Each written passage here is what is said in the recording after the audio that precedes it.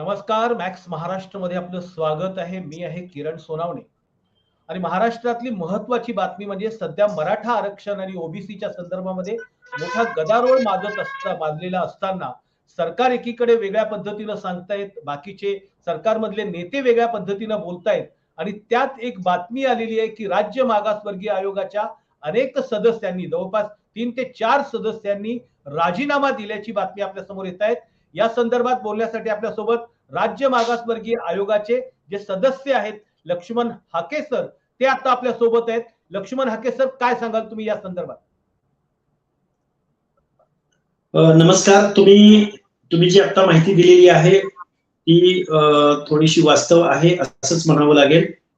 State backward कमिशनच्या अनेक सदस्यांनी राजीनामे दिलेले आहेत आणि मराठा समाजाच्या रिझर्वेशनच्या पार्श्वभूमीवरती किंवा मराठा समाजाच्या आरक्षणासंदर्भात सुप्रीम कोर्टामध्ये जी क्युरेटिव्ह पिटिशन आहे त्याच्या संदर्भात राज्य मागासवर्ग आयोगाला आपल्या महाराष्ट्र शासनाकडून एक टीओआर प्राप्त झालेला होता आणि त्या टीओआरला डोळ्यासमोर ठेवून राज्य मागासवर्ग आयोगातल्या काही सदस्यांनी राजीनामे दिलेले आहेत. त्यामध्ये मी राजीनामा दिलेला आहे आणि याची अनेक कारणं आहेत.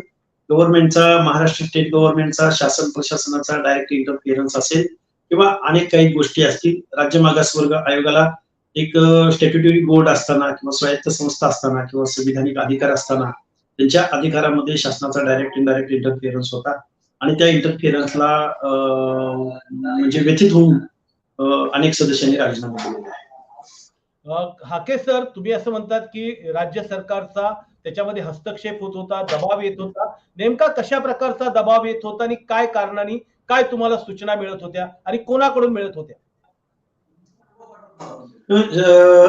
ज्यावेळी शासनाच्या ज्या काही सूचना मिळत होत्या त्या सूचना कुठला मंत्री किंवा मुख्यमंत्री डायरेक्ट देत नसतो, तर प्रशासनाकर्वे काही गोष्टी होत असतात. आणि ज्यावेळी मराठा रिझर्वेशनच्या पार्श्वभूमीवरती मराठा समाजाचं मागासलेपण तपासण्यासंदर्भात टीओआर आला, त्या टीओआरचा ज्यावेळी संदर्भासहित ज्यावेळी आम्ही राज्य मागासवर्ग आयोगातील सदस्य चर्चा करत होतो आणि या चर्चा करत असताना मराठा समाजाच फक्त सोशिओ इकॉनॉमिकल सर्वे करायचा का मराठा समाजाच्याच या सर्वे बरोबर ओबीसीचाही करायचा, भटक्या विमुक्तांचाही करायचा आणि मग मराठा समाजाच्या मागासलेपणाचा संदर्भ पॅरामीटर्स आपण तुलनात्मक दृष्ट्या वस्तुनिष्ठ फॅक्ट आणि फॅक्च्युअल वरती आपल्याला या महाराष्ट्रामधल्या नोकऱ्यामधलं त्यांचं रिप्रेझेंटेशन, ओबीसीचं नोकऱ्यामधलं रिप्रेझेंटेशन, अशा अनेक अँगलनी जो की सामाजिक न्याय संशोधनात्मक आणि क्युरेटिव्ह पिटिशनच्या पार्श्वभूमीवरती एक हेवी वस्तुनिष्ठ संविधानिक आयोगामार्फत एक अतिशय चांगल्या पद्धतीचं असं काहीतरी एक सर्वे स्टेट बॅकवर्ड कमिशनच्या मार्फत व्हावा असा आमच्या काही सदस्यांचा आग्रह होता. परंतु महाराष्ट्र शासनातर्फे डायरेक्ट इनडायरेक्ट असे निर्देश होते की वेळेत झालं पाहिजे, हे असंच करा, हे पॅरामीटर्स असेच ठरवा. नव्यानंच एक आमच्या आयोगामध्ये सदस्य आले, त्यांच्याकरवी क्वेश्चनर आम्हाला एका दिवसामध्ये तयार करून तुमचा क्वेश्चन आम्ही वर्ष दीड वर्ष अनेक मिटिंगा, अनेक बैठका, अनेक तज्ञ, अनेक विद्यापीठातले तज्ञ या सगळ्या लोकांना एकत्रित करून आम्ही ओबीसी रिझर्वेशनचे पंचायत राजमधलं रिझर्वेशन दिलेलं होतं. त्या पार्श्वभूमीवरती आम्ही आमच्या आयोगाचे काही कायदे, कानून आणि पॅरामीटर्स आणि सोशल बॅकवर्डनेस तपासण्याचे अनेक समाजाच्या छोट्या मागणी असतात. रिझर्वेशनच्या एक्सक्लुजन इन्क्लुजनचे प्रश्न असतात, करेक्शनचे प्रश्न असतात. त्या पार्श्वभूमीवरती आम्ही as per constitution, as per law काही नियम, निकष जे मंडल आयोगाचे आहेत, जे घटनेमधल्या रिझर्वेशनचे आहेत, या सगळ्या दृष्टिकोनातून आम्ही काम केलेलं होतं. परंतु त्या कामावरती या गव्हर्नमेंटला मराठा रिझर्वेशनच्या पार्श्वभूमीवरती अजेंड्यावर काम करणं अपेक्षित होतं आणि त्यांनी लगेच झालं पाहिजे, असंच झालं पाहिजे. भोसले कमिटीचा तुम्ही सहकार्य घ्या, तुम्ही रानडे इन्स्टिट्यूटचं सहकार्य घ्या, तुम्ही अमुक तज्ञांच्या बैठकीला जा, अशा पद्धतीचा जो इंटरफेरन्स होता. मी डायरेक्ट बोलतोय, मी कुठे आता मी राज्य मागासवर्ग आयोगाचा सदस्य नाही, तरीही जबाबदारीने बोलतोय, कारण महाराष्ट्रामधल्या 12 करोड जनतेला कळलं पाहिजे रिझर्वेशन म्हणजे काय, रिझर्वेशन का दिलं जातं, रिझर्वेशन कशासाठी दिलं जातं, रिझर्वेशन देण्यामागची प्रोसेस काय असते, या अशा अनेक गोष्टी जिथं सामाजिक न्याय दिला जातो हर एक घटकाचा. या महाराष्ट्रामधल्या सरासरीच्या एज्युकेशनमध्ये मराठ्यांचं मागासलेपण किती आहे, या महाराष्ट्रामधल्या शिक्षणाच्या गळतीमधल्या सरासरी प्रमाणाच्या मराठा समाजाचं गळतीचं प्रमाण किती आहे, मग ओबीसी बीजेएनटीची सामाजिक स्थितीगती काय आहे, ओपन मधल्या कॅटेगरीमधल्या लोकांची स्थितीगती काय आहे, नोकऱ्यामधलं रिप्रेझेंटेशन काय आहे, अशा अनेक पार्श्वभूमीवरती आम्ही काही सदस्य या महाराष्ट्रामधला एक पाठीमागच्या कालावधीमध्ये इम्पेरिकल स्टडी झाला पाहिजे, इम्पेरिकल ट्रिपल टेस्ट झाली पाहिजे, अशा पद्धतीचे शब्द या महाराष्ट्रातल्या लोकांनी बऱ्याच वेळा ऐकलेले होती. म्हणजे मला असं म्हणायचंय की गव्हर्नमेंट कोणतंही असो, शासन प्रशासन कोणतंही असो, या महाराष्ट्रामधलं जे सामाजिक न्यायाच्या प्रतीक्षेमध्ये आहेत किंवा सामाजिक न्यायाच्या दृष्टिकोनातून जे रिझर्वेशन मागतात, त्या पार्श्वभूमीवरती या महाराष्ट्रामधला काही डेटा, काही सोशो इकॉनॉमिकल सर्वे अजेंड्यावर येणं, वस्तुनिष्ठ माहिती टेबलावर असणं, अशा पद्धतीची आम्ही अपेक्षा करणं हे चूक आहे का? आणि मग अशी अपेक्षा करत असताना आम्हाला सापत्न वागणूक किंवा शासनाकडून डायरेक्ट इंटरफेरन्स होणं हे आमच्या आयोगाच्या स्वायत्ततेच्या दृष्टिकोनातून आम्हाला आवडलं नाही, म्हणून आम्ही सदस्यांनी राजीनामे दिलेले आहेत. तुम्ही एक शब्द वापरला, सापत्न वागणूक आम्हाला दिली गेली. काय होती सापत्न वागणूक? सापत्न वागणूक असं म्हणायचं होतं मला. 1 डिसेंबरच्या मीटिंगमध्ये ज्या काही गोष्टी घडल्या, त्या गोष्टी घडल्यानंतर मला वाटतंय या आयोगामधील ज्या काही गोष्टी शासनापर्यंत पोहोचल्या आणि पटापटा काही ठराविक लोकांना निवडक लोकांनाच शासनाकडून काही विचारणा करण्यात आली. आता मी त्या डिटेलमध्ये जाणार नाही, तुमचा परत मी कधीतरी बोलेन त्यावरती. आणि मग तसं झाल्यानंतर आमच्याही लक्षात आलं की शासनाला असं अपेक्षित आहे आणि शासन असं करतंय, तर आम्ही मग घटनात्मक या स्टॅट्युटरी बोर्ड किंवा संविधानिक आयोगाला जर असा इंटरफेरन्स होणार असेल आणि असं होत राहिलं तर हा एक वेगळा पायंडा पडून जाईल. आणि मग या कॉन्स्टिट्यूशनचा जो पिलर आहे स्वायत्त, जसं निवडणूक आयोग असतो, ज्या पद्धतीने हे म्हणजे स्वायत्त म्हणून ज्या काही संस्था आहेत या लोकशाहीच्या पिलर आहेत, त्या पिलरला जर शासन प्रशासनाकडून थ्रेड्स पोहोचणार असतील तर आम्ही अशा गोष्टी होऊ देणार नाही, अशी आमची जबाबदारी होती.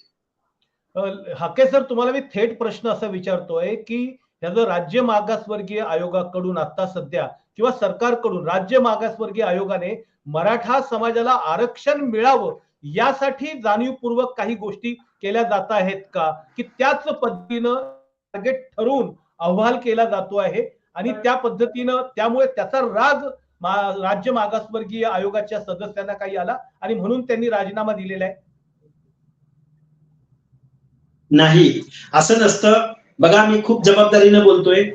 ज्यावेळी स्टेट बॅकवर्ड कमिशनचा मेंबर म्हणून निवड होते, ही निवड काहीतरी एक निकष ठरवून ही निवड झालेली असते. काही डायरेक्ट इनडायरेक्ट काही अपेक्षित असतं गव्हर्नमेंटला. त्यावेळी गव्हर्नमेंट JR काढून मंत्रिमंडळाच्या मान्यतेने मुख्यमंत्री गव्हर्नरच्या माध्यमातून या बोर्डाची निवड होते. त्यावेळी प्रत्येक रिजनल विभागामधून एक व्यक्ती येतो, प्रत्येक प्रवर्गामधून एक व्यक्ती येतो, जो BJMP मधला असतो, जो OBC मधला असतो, जो तुम्हाला माझा प्रश्न समजलेला नाहीये. तुम्ही जे काम करत होतात तर त्या काम करत असताना मराठा समाजाला आरक्षण मिळावं किंवा मराठा समाज हा मागास ठरवला जावा ठरण्याच्या समताने अनुकूल अशा पद्धतीनं तिथे तुम्हाला आदेश दिले जात होते, तशा पद्धतीची तुम्हाला काही माहिती? नाही, हे बघा, शेतीविषयी शंका असायचं कारण नाही. कुठल्याही गव्हर्नमेंटला लोककल्याणकारी राज्याला किंवा संवेदनशील वातावरणामध्ये प्रशासनाला वाटू शकतं की असं झालं पाहिजे, परंतु शासनाला काय वाटतंय याचं कुठल्याही संविधानिक आयोगासारख्या न्याय निवाडा करणाऱ्या बोर्डाला शासनाला काय वाटतंय याच्याशी देणं घेणं नसतं. साधारणपणे स्टेट बॅकवर्ड कमिशन ज्यावेळी काही निर्णय घेतं ते न्यायिक घेतं. ती जे संशोधनात्मक असतात, जे मानववंशशास्त्रीय दृष्टिकोनातून, भाषाशास्त्रीय दृष्टिकोनातून, समाजशास्त्रीय दृष्टिकोनातून कोण नक्की मागास आहेत, मग मागासाचे म्हणजे दोज आर सोशली बॅकवर्ड. रिझर्वेशनची पॉलिसी ही सोशली बॅकवर्डनेस वरती अवलंबून असते.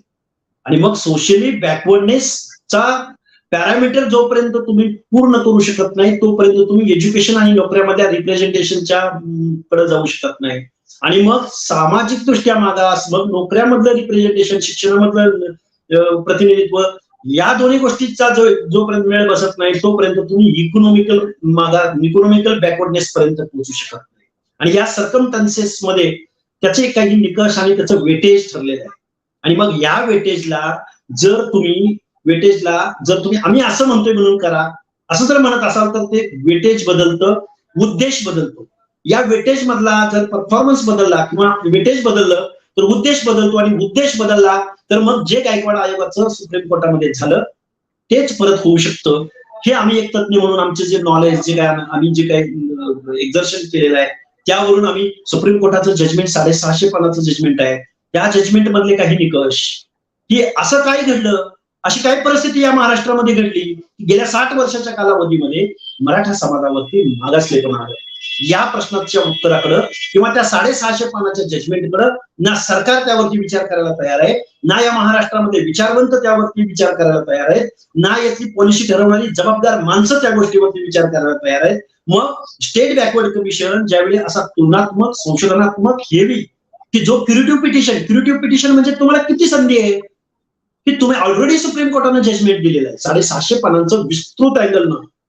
कोऑपरेटिव्ह मध्ये कोण आहे, बँकांमध्ये कोण आहे, आमदार खासदार कोण आहे, कायद्याच्या सभागृहामधलं प्रतिनिधित्व कोणाचं आहे, नोकऱ्यामधलं रिप्रेझेंटेशन कोणाचं आहे, यावरती 650 पानाचं जजमेंट सुप्रीम कोर्टानं दिलेलं असताना सुद्धा त्या सगळ्या युक्तिवादाकडे त्या जजमेंटकडे दुर्लक्ष करून, सुप्रीम कोर्टाचं जजमेंट म्हणजे लॉ आहे आणि हा लॉ दुर्लक्षित करून जर तुम्ही राज्य मागासवर्ग आयोगाकडून असं झालं पाहिजे, एवढ्या दिवसात झालं पाहिजे, असं करा तसं करा, त्या अमुक अमुक संस्थेचा, हे बघा एखाद्या संस्थेचं आम्हाला मार्गदर्शन घ्यायचं असेल, एखाद्या तज्ञ व्यक्तीचं आम्हाला मार्गदर्शन घ्यायचं असेल तर आमच्या आयोगामध्ये तसा ठराव व्हावा लागतो बहुमतानं. तो ठराव झाल्यानंतर आम्ही तसं ठराव ऑन प्रोसिडिंग घेतो आणि मग त्या संस्थेला इन्व्हाइट करतो किंवा त्या व्यक्तीला इन्व्हाइट करतो. अदरवाईज आमच्या कामकाजामध्ये कुठल्याही व्यक्तीला, कुठल्याही संस्थेला, कुठल्याही शासनाच्या प्रतिनिधीला, कुठल्याही शासनाच्या शासन प्रशासनाच्या प्रतिनिधीला आमच्या कामकाजामध्ये कुठल्याही अर्थानं ढवळाढवळ करण्याचा, लक्ष घालण्याचा किंवा त्यांना काय वाटतं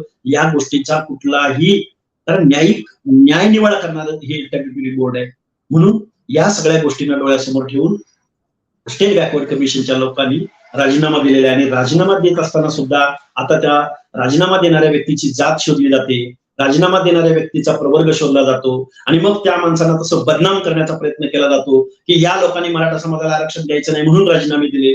राजीनामा देण्याचं कारण की हा अमक्या जातीचा आहे, हा अमक्या प्रवर्गातला आहे, हा अमका जातीयवादी आहे, हा तमका जातीयवादी आहे. पण नोटीस काढताना मात्र सिलेक्टिव्ह लोकांनाच या शासनाकडून नोटीस काढली जातात. याचं उत्तर मात्र आम्हालाही कळलेलं नाही. तुम्ही आता असं म्हणालात की बाबा राजीनामा दिल्याच्या नंतर ज्यांनी राजीनामा केलाय त्यांना मराठा विरोधी म्हणून प्रोजेक्ट केलं जाते. तुमच्या बाबतीत असं काही घडलेलं आहे का किंवा इतर कुणाच्या बाबतीत का घडलेलं आहे? कारण की तुम्ही तर म्हणजे राज्य मागासवर्गीय आयोगाचे सदस्य होता आणि मागासवर्गीयांच्या हेतूसाठी म्हणजे त्यांच्या भल्यासाठी तुम्ही काम करत होता. असं असताना म्हणजे अशा पद्धतीने तुम्हाला टार्गेट करण्याची कारण काय? याची कारण राजीनामा आणि राजीनामा देण्याची कारणाच्या डिटेलमध्ये ते जात नाहीत. आम्ही अपेक्षा काय करतोय की तुलनात्मक स्टडी झाला पाहिजे, एक हेवी काहीतरी सर्वे आपल्या हातात असला पाहिजे. क्युरेटिव्ह पिटिशन म्हणजे तुम्हाला किती संधी आहे, तुम्ही जो निगेटिव्ह निकाल आलेला आहे सुप्रीम कोर्टाचा त्याच्याकडे तुम्ही पुनर्विचारार्थ तुमची याचिका आहे, तर तुम्हाला त्या कोर्टाचं कुठल्या मुद्द्याकडे दुर्लक्ष झालं, कुठल्या टेक्निकल मुद्द्यांकडे तुमचं दुर्लक्ष झालं, कुठला असा विषय खूप महत्वाचा आहे आणि त्याच्याकडे दुर्लक्ष झालं म्हणून निगेटिव्ह निकाल आलाय, ही एक संधी आहे तुमच्यासाठी. आणि मग तिथं जर तुम्ही वस्तुनिष्ठ एक कसं म्हणजे ऑथेंटिक वस्तुनिष्ठ म्हणजे तो एक चांगला डाटा बरोबर आहे की ज्याच्याकडे तुम्ही लक्ष वेधून घ्याल, तर ही संधी तुम्ही कमिशनला करू देत नाही. आता आम्ही तुलनात्मक अभ्यास झाला पाहिजे असं म्हणणं म्हणजे चूक आहे का? आणि असं म्हणलं म्हणजे तुम्ही आम्हाला काहीतरी वेगळ्या दृष्टिकोनातून पाहणार का? हे खरं तर न्याय व्यवस्था किंवा न्याय अशा एक स्वायत्त संस्थांच्या अधिकारामधली ही लुडबुड आहे, हा इंटरफिअरन्स आहे आणि मला वाटतंय तो आपल्या सुदृढ लोकशाहीला घातक आहे आणि सुदृढ लोकशाहीचे पिलर वाचावेत, त्यांना थ्रेड्स पोचू नयेत म्हणून आम्ही राजीनामा दिलाय. बाकी कुणी कुठल्याही दृष्टिकोनातून आमच्या समोर आमने सामने यावं, आम्ही त्याच्याशी प्रतिवाद करायला तयार आहोत. बरोबर आहे. क्युरेटिव्ह पिटिशन म्हणजे मी आपल्या प्रेक्षकांना सांगू इच्छितो की क्युरेटिव्ह पिटिशन मध्ये नवीन कुठल्याही पद्धतीचा मुद्दा मांडता येत नाही, नवीन कागदपत्र त्याला जोडता येत नाही. त्याच्या संदर्भातले जे जज असतात तेच जज पुन्हा त्या निवाड्यासाठी बसतात आणि असलेल्या गोष्टीच्या संदर्भात एखाद्या गोष्टीकडे किंवा जे जजमेंट दिलेलं आहे, जो निवाडा दिलेला आहे त्या निवाड्यामध्ये हा महत्वाचा मुद्दा होता आणि माननीय उच्च न्यायालयाने किंवा सर्वोच्च न्यायालयाने याच्याकडे लक्ष द्यावं, अशा पद्धतीचं फक्त ध्यानाकर्षण करायचं असतं, असं ह्या क्युरेटिव्ह पिटिशनचं असतं. त्यामुळे नवीन समजा रानडे इन्स्टिट्यूटचा काय अहवाल असेल, शिंदे समितीचा काय अहवाल असेल किंवा नव्यानं काही शोध झाला असेल, ते कुठल्याही प्रकारची कागदपत्र मराठा आरक्षणाची जी काही केस चालू आहे सुप्रीम कोर्टामध्ये क्युरिटी पिटिशन तिथे जोडता येत नाही. ह्या स्पष्टपणे त्याचा अर्थ आहे. मी पुन्हा एकदा हाके सरांकडे येतोय. हाके सर, तुम्ही सांगितले की 650 पानांचं जजमेंट सर्वोच्च न्यायालयाने दिलेलं आहे, तर त्याच्यात त्यांनी सगळ्या पद्धतीने विचार करून मराठा समाजाला आरक्षण फेटाळलेलं आहे आणि तरी सुद्धा 50% मराठा समाजाला आरक्षण द्या कारण आम्ही कुणबी आहोत, अशा प्रकारचा जो स्टँड घेतला जातोय त्याच्याबद्दल तुमचं काय म्हणणं आहे? हे बघा, या देशामधल्या प्रत्येक नागरिकाला आम्ही कशी मागणी करायची, काय मागणी करायची हा अधिकार आहे आणि एक्सक्लुजन इन्क्लुजन संदर्भात त्याचा अभ्यास करून मानववंशशास्त्रीय दृष्टिकोनातून मी परत एकदा सांगेन जे काही पॅरामीटर्स निकष ठरलेले आहेत त्या दृष्टिकोनातून त्याचा अभ्यास करावा लागतो आणि तशा पद्धतीचा अहवाल शासनाला सुपूर्द करावा लागतो. हे जरी हे शक्य आहे आणि या सगळ्या गोष्टी प्रत्येकाला मागणी करण्याचा अधिकार आहे, परंतु जर मग स्टेट बॅकवर्ड कमिशननं पॉझिटिव्ह असो अथवा निगेटिव्ह असो तो रिपोर्ट सबमिट केल्यानंतर त्याचं कायद्यात रूपांतर होतं.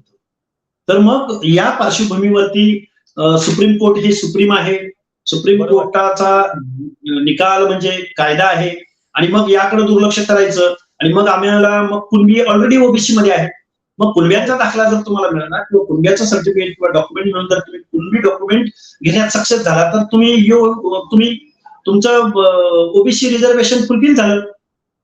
हा असा विषय आहे आता सध्या. हे जे सगळ्या राज्यभर कुणबी नोंदी शोधल्या जात आहेत, हा काय प्रकार आहे? आता कुणबी तर महाराष्ट्रामध्ये पहिल्यापासूनच आहेत, ह्या नव्या नोंदी कुठून सापडतायत? किंवा इथे 25,000 सापडल्या, इथे 10,000 सापडल्या, इथे 2,000 सापडल्या, हा जो काय सर्वे एखाद्या समाजाची जात किंवा त्याचं वर्ग शोधण्याचं काम महाराष्ट्र सरकारचं कसं काय? आता समजा लक्ष्मण हाकेंना जर समजा मागासवर्गीय सर्टिफिकेट हवं असेल तर लक्ष्मण हाकेने ते पुरावे दिले पाहिजे ना, सरकार का पुरावे शोधतंय? जे बघा, आता परत मला जातीवादी म्हणतील किंवा परत माझी जात शोधण्याचा प्रयत्न होईल, पण वस्तुस्थिती अशी आहे की दाखला देणारी संस्था म्हणजे आपल्यातला शासनामधला एक भाग त्याला सुद्धा स्वायत्त अधिकार आहे. बरोबर. जातीचा दाखला देणाऱ्या किंवा जातीची पडताळणी करणाऱ्या बोर्डाला सुद्धा एक स्वायत्त असे अधिकार आहे. मला सांगा सोनवणे साहेब, एखाद्या बीजेएनटी मधल्या एखाद्या बेरड रामोशी, एखाद्या पारधी कुटुंबातल्या किंवा एखाद्या ओबीसी मधल्या एखाद्या जातीमधल्या एखाद्या 12वीच्या किंवा इंजिनिअरिंगच्या शिक्षण घेणाऱ्या एखाद्या विद्यार्थ्याच्या पालकानं जर कास्ट सर्टिफिकेटसाठी ऍप्लिकेशन दिलं तर त्याला 2-2 महिने, 3-3 महिने, 4-4 महिन्याचा कालावधी जातो. त्याला आम्ही कास्ट सर्टिफिकेटसाठी अर्ज केलेला आहे आणि त्याची ही पावती आहे, ही पावती दाखवावी लागते आणि मग त्या मुलाचं ऍडमिशन होतं. म्हणजे 2 ते 3 महिन्याचा कालावधी जो सामाजिक न्यायासाठी जे रिझर्वेशन दिलं गेलंय त्या प्रवर्गामधल्या लोकांना सर्टिफिकेट काढण्यासाठी 2-2, 3-3 महिन्याचा कालावधी जातो आणि मग शासनाच्या संरक्षणार्थ मी डायरेक्ट शासनावरती आरोप करतोय की शासनाच्या संरक्षणामध्ये एका दिवसामध्ये 10,000, 20,000, 40,000, 50,000, 60,000 सर्टिफिकेट वाटली जात असतील तर मला वाटतंय सामाजिक न्यायाच्या प्रतीक्षेमध्ये असणाऱ्या सामाजिक दृष्ट्या मागास प्रवर्गावरती हा अन्याय आहे. आणि मग राज्य मागासवर्ग आयोगाचा सदस्य म्हणून या वेदना मी माझ्या 4 ओळीच्या राजीनाम्यामध्ये लिहिलंय की या इंटरफेरन्समुळे व्यथित होऊन मी हा राजीनामा देत आहे. एक तर कायदा, आरक्षण का दिलं गेलं, आरक्षण कशासाठी दिलं गेलं, आरक्षणाचा निकष काय आहे हे इथल्या आमदार, खासदार, लोकप्रतिनिधी, कायदा बनवणारे हाऊसेस, विधानसभा असो, लोकसभा असो, राज्यसभा असो, विधान परिषद असो, या लोकांना आरक्षणाचा अर्थ कळला नाही. माझा आरोप आहे या आमदारांचं, या खासदारांचं काउन्सिलिंग झालं पाहिजे. यांना संविधान समजावून सांगितलं पाहिजे. संविधानाच्या प्रियांबल मध्ये, सरनाम्यामध्ये आपल्या पहिल्याच पानावरती म्हटलंय की सामाजिक न्यायासह समता प्रस्थापित करण्यासाठी आम्ही या लोकशाहीचे लोककल्याणकारी राजे किंवा आम्ही या लोकशाही मधले आदर्श अशी लोकशाही आहे की ज्या लोकशाहीमध्ये हर एक प्रवर्गाचा, हर एक समाजाचा, हर एक धर्माचा, हर एक पंथाचा, हर एक माणसाचा, शेड्यूल कास्ट असतील, शेड्यूल ट्राईब्स असतील, बीजेएनटी असतील, ओबीसी असतील, एसबीसी असतील, मायनॉरिटी मधल्या लोकांना विशेष अधिकार असतील, या प्रत्येक माणसाचा इथं विचार केला गेलाय. आणि मग सोनवणे साहेब, तुम्हाला एका प्रश्नाकडे तुमचं लक्ष वेधू इच्छितो की इथं आर्थिक मागासांना सुद्धा रिझर्वेशन 10% कॉन्स्टिट्यूशन मध्ये अमेंडमेंट करून या गव्हर्नमेंटनं दिलेलं आहे. मग आरक्षणाच्या बाहेर उरलं कोण? या देशामधल्या प्रत्येकाला रिझर्वेशन आहे. बरोबर. मग सामाजिक न्यायासाठी दिल्या गेलेल्या ओबीसी हाके सर, आता ज्या पद्धतीची भूमिका घेतली जाते आहे मराठा समाजाकडनं, किंवा मराठा ही काही जात नाही आहे, आम्ही कुणबी ही आमची मूळची जात आहे आणि कुणबी लोकांना इथे आरक्षण आहे. आणि मग कुणबी लोकांना जर आरक्षण असेल तर इतकी वर्ष आमचं आरक्षण ह्या लोकांनी खाल्लं किंवा आमचं आरक्षण आम्हाला आरक्षण मिळू दिलं नाही, तर आता आम्हाला कुणबी म्हणून आरक्षण देण्यामध्ये या अडचणी काय आहेत? त्यांचं म्हणणं असे की आम्ही कुणबीच आहोत, मग आम्हाला आरक्षण का देत नाही? तर याच्याबद्दल काय सांगा. आणि तुम्ही मागास आयोगामध्ये होतात, तर ज्या तुमच्या एकूण अभ्यासातून समोर काय आलेलं आहे? हे बघा, समोर जे येणार आहे बघा, कुठलंही गव्हर्नमेंट या महाराष्ट्रामधल्या सोशल इकॉनॉमिकल सर्वे पासून दूर पळतंय. त्यांना फॅक्ट अँड फॅक्च्युअल अजेंड्यावर येणं परवडणारं नाही. कारण त्या 650 पानाच्या सुप्रीम कोर्टाच्या जजमेंटचा थोडा जरी अभ्यास या महाराष्ट्रामधल्या धोरणकर्त्यांनी केला तर ज्या फॅक्ट्स समोर येतील त्या फॅक्ट्स मध्ये हे कुठंच बसत नाही. डायरेक्ट बोलतोय उद्या माझी जात शोधली जाईल, मला जातीयवादी ठरवलं जाईल, माझ्यावरती हल्ला होईल. परंतु ह्या फॅक्ट्स या शासनाला नकोय. म्हणून ओबीसी रिझर्वेशनच्या पार्श्वभूमीवरती ट्रिपल टेस्ट होत नाही, सर्वे होत नाही, इम्पेरिकल डेटा कलेक्ट होत नाही. मराठा समाजाच्या रिझर्वेशनच्या प्रश्नावरती मराठा समाजाबरोबरच as compared to OBC, as compared to open, as compared to VJNT यांचा तुलनात्मक अभ्यास होत नाही, जेणेकरून पुढे कोण गेला आणि मागं कोण राहिला. कुणाची सोशिओलॉजिकली उन्नती झाली, इकॉनॉमिकल उन्नती झाली, कुणाच्या शुगर मिल आहेत, कुणाच्या एज्युकेशन सोसायटी आहे, कुणाचे चिलिंग प्लांट आहेत, कुणाकडं उपजाऊ जमीन आहे, कुणाकडं इरिगेटेड लँड आहे आणि कुणाकडे कायद्याचं कॉन्सन्ट्रेशन इकॉनॉमिकल कॉन्सन्ट्रेशन झालंय. आणि मग प्रश्न असा उरतो की एका बाजूला मोठे मोठे सिमेंटचे रोड दिसतात, गगनचुंबी इमारती दिसतात, एका बाजूला हजारो लाखो करोडचे बजेट होतात, शुगर मिल फॅक्टरसाठी हजारो करोड रुपयाच्या खेरापती वाटल्या जातात, पण सामाजिक न्यायाच्या प्रतीक्षेमध्ये असणाऱ्या VJNT ओबीसीला जिल्ह्याच्या ठिकाणी एक वसतिगृह मिळू शकत नाही. ही फॅक्ट आहे आणि ही फॅक्ट जर अजेंड्यावर आली तर इथले जे म्हणून राज्यकर्ते होते ते तोंडावर पडतील आणि ते कुठंही टिकू शकत नाहीत. म्हणूनच या लोकांनी असा कुठलाही सर्वे करायला ही लोक पुढे येत नाहीत. कुठल्याही गव्हर्नमेंटवरती माझा आरोप आहे. मग आता मनोज जरांगे पाटील बिचारे इतक्या कळकळीने सगळं आंदोलन करतायत, सगळीकडे त्यांनी 2 वेळा 3 वेळा उपोषण केलेलं आहे, गावोगावी बैठका घेत आहेत, तर त्यांना बळीचा बकरा बनवला जातोय का? त्यांची दिशाभूल केली जाते का? की त्यांना या संदर्भातलं माहिती नाही, त्यांना जे सल्ले देणारे लोक आहेत ते त्यांचा वापर करतायत, काय सांगाल? खरं तर आता तुम्ही ज्यांचं नाव घेतलं त्यांची आंदोलनं सुरू आहेत, त्यांना प्रतिसाद खूप मोठ्या प्रमाणात मिळतोय. पण 2022-23 साली आरक्षणाचा वेगळा अर्थ नवीन पिढीकडून काढला जातोय. म्हणून मी मगाशी एक वाक्य तुमच्या समोर बोललो की इथल्या आमदारांचं खासदारांचं पहिलं काउन्सिलिंग झालं पाहिजे. कारण त्यांच्या भागामध्ये त्यांच्या कन्सिस्टन्सीमध्ये ते लीडर असतात, प्रतिनिधी असतात आणि मग त्यांचं कर्तव्य असतं की बाबांनो असं नाही, आरक्षण या गोष्टीसाठी दिलं गेलंय की ज्यांना हजारो वर्षाच्या कालावधीमध्ये इथल्या व्यवस्थेनं कुठल्या ना कुठल्या गोष्टीमध्ये त्यांची पिळवणूक केली, त्यांचा आत्मसन्मान, त्यांचा मान सन्मान, त्यांचं मानवतेच्या दृष्टिकोनातून त्यांच्याकडून फक्त आपण सेवा घेतली, तर अशा माणसांना सुद्धा आपल्याला शिक्षणाच्या प्रक्रियेमध्ये, सिव्हिलायझेशनच्या प्रक्रियेमध्ये, मान सन्मानाच्या प्रक्रियेमध्ये एक सक्षम अशी लोकशाही म्हणून सगळ्यांना समान अधिकार, सामाजिक न्यायासह अधिकार द्यायचंय. म्हणून त्यांच्यासाठी ही रिझर्वेशनची पॉलिसी आहे. आणि रिझर्वेशनची पॉलिसी सामाजिक दृष्ट्या असलेल्या लोकांच्यासाठी आहे. हे जे काउन्सिलिंग आहे हे पहिलं लोकप्रतिनिधींचं काउन्सिलिंग होणं अपेक्षित आहे आणि त्या लोकप्रतिनिधीकडून त्यांच्या कन्सिस्टन्सी मधल्या अशा तरुणांचं काउन्सिलिंग होणं अपेक्षित आहे. नाहीतर आरक्षणामुळे आम्ही गरीब राहिलोय, त्यांना 90% आहेत, आम्हाला 80% आहेत, आम्हाला 60% आहेत. मला वाटतंय कुठेही असा एवढा डिफरन्स राहिला नाही, 1% अर्धा टक्क्याचा डिफरन्स आहे. आणि आम्ही बिनलायकीच्या माणसाच्या हाताखाली आम्ही काम करायचं का?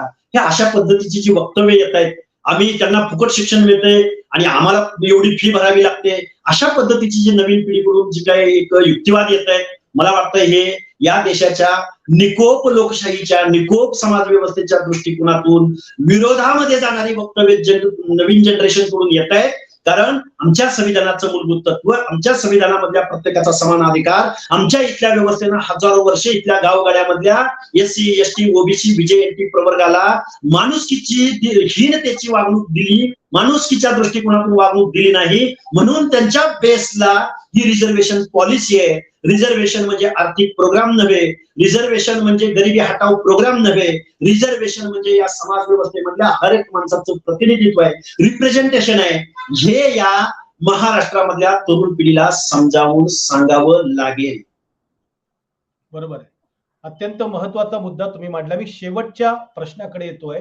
आता तुम्ही एवढं सगळं वर्णन केलं, वस्तुस्थिती मांडली ओबीसी आणि मराठा समाजाचे. तुम्हाला असं वाटतंय की राज्यातल्या असणाऱ्या महत्वाचे प्रश्न आहेत, मग ते सिंचनाचे प्रश्न असतील, बेरोजगारीचा प्रश्न असेल, आरोग्याचा असेल, शिक्षणाचा असेल, इतर दारिद्र्याचा प्रश्न असेल, या सगळ्या प्रश्नांवरून लक्ष हटवण्यासाठी ओबीसी मराठा कोंबडं झुंजवलं जाते?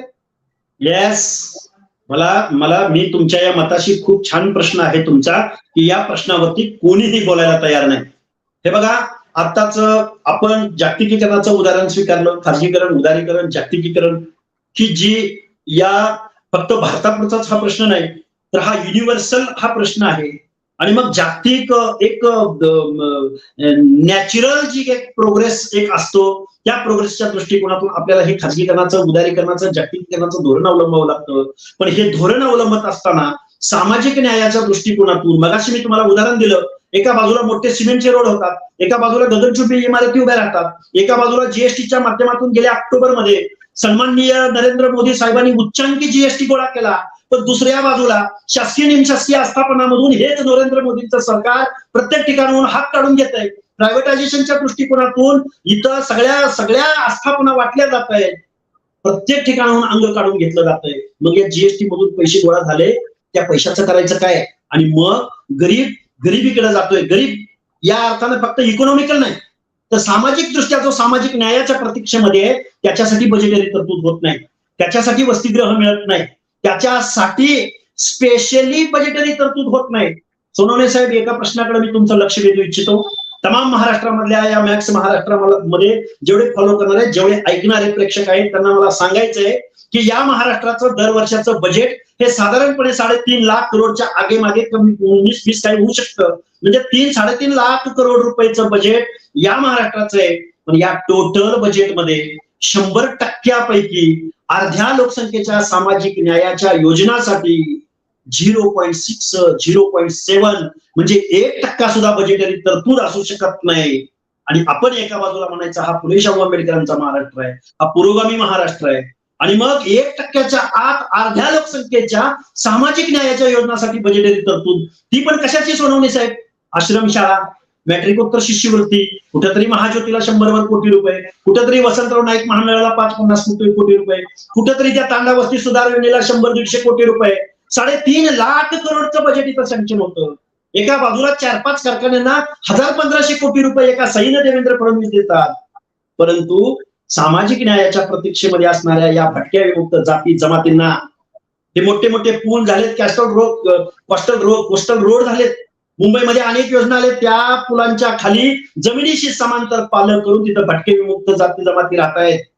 ऊस तोडीचं काम, शारीरिक श्रमाचं काम कोलार समाज, धनगर समाज, वंजारी समाज, बंजारा समाज पालक करून ना त्यांना नल से जल मिळतं, ना त्यांच्या महिलांना स्वच्छतागृह मिळतं, ना त्यांच्या लेकरा बाळांना शाळा मिळते, ना त्यांना निकोप इंग्लिश मिडियमचं एज्युकेशन उपलब्ध होतं, ना त्यांना आरोग्याच्या सुविधा मिळतात. म्हणजे बीड जिल्ह्यामधल्या महिलांचा एक सर्वे आला होता पुढे, किरण सोनवणे साहेब, मला वाटतं तुम्ही त्याच्यावरती प्रकाश टाकला होता, की त्या बीड जिल्ह्यामधल्या महिलांचं 32व्या-33व्या वर्षी सर्रास महिलांचं खूप मोठं पर्सेंटेज आहे की ज्यांची गर्भाशय काढली जातात.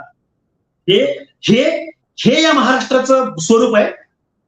हे बघा, बाबासाहेबांनी काय सांगितलं होतं कॉन्स्टिट्यूशन मध्ये, ज्या घरातली महिला चाऱ्याच्या आणि सरपणाच्या शोधात घर सोडून कुठंतरी डोंगराच्या कुशीला जात असेल, ते घर कधी सुधारलेलं असू शकत नाही. हे सामाजिक मागासलेपणाचे निकष आहेत. ज्या मुलींचं शिक्षणाच्या गळतीमधलं प्रमाण खूप मोठं आहे, ज्या महिलांचं आपल्या बाळंतपणामध्ये ज्यावेळी मृत्यू होता त्याचा जो रेशिओ काढला, ज्या मुलींचं ज्या महिलांचं एज्युकेशन मधलं प्रमाण हे 4-5% वरती हायर एज्युकेशन मध्ये जात नाही, हे सामाजिक मागासलेपणाचे निकष आहेत. मग ही फॅक्ट आणि फॅक्च्युअल या महाराष्ट्राची कधी अजेंड्यावर येणार आहे?